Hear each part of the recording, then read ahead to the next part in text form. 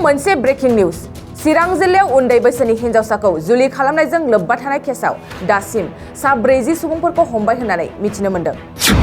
नंगौ, गिबि मन्थ्रिनि गोख्रों बिथोन होनाय बायदि पुलिस बिफाननि बे समाव गोख्रों एक्सनखौ नुनो मोन्दों। बेबायदि समावनो बिटिआरनि चिरां जिल्लायाव आयेन बेरेखा जुलि खालामग्रा सा 40 सुबुंफोरखौ पुलिसआ हमनाय जादों। मिथिनाय बादिब्ला सिगां थाखानाय रेजिस्टार केसनि अनगायैबो सिरि जुलि लाखुमानाय हौवा हिन्जावफोरखौ गुबुन गुबुन सुलुंनि गेजेरजों पुलिसआ हमगासिनो दं।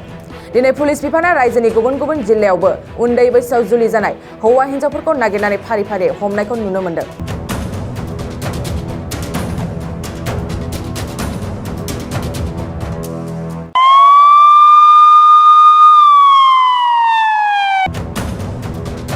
बे समाव मोनसे ब्रेकिं निउज चिरां जिल्लायाव उन्दै बैसोनि हिन्जावसाखौ जुलि खालामनायजों लोब्बा थानाय केसआव दासिम सा 40 सुबुंफोरखौ हमबाय होननानै मिथिनो मोन्दों।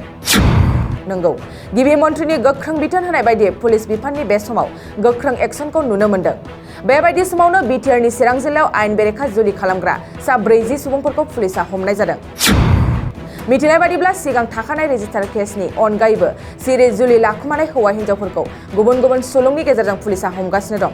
दिनै पुलिस बिफाना रायजोनि गुबुन गुबुन जिल्लायावबो उन्दै बैसोआव जुलि जानाय हौवा हिन्जावफोरखौ नागिरनानै फारि फारि हमनायखौ नुनो मोन्दों।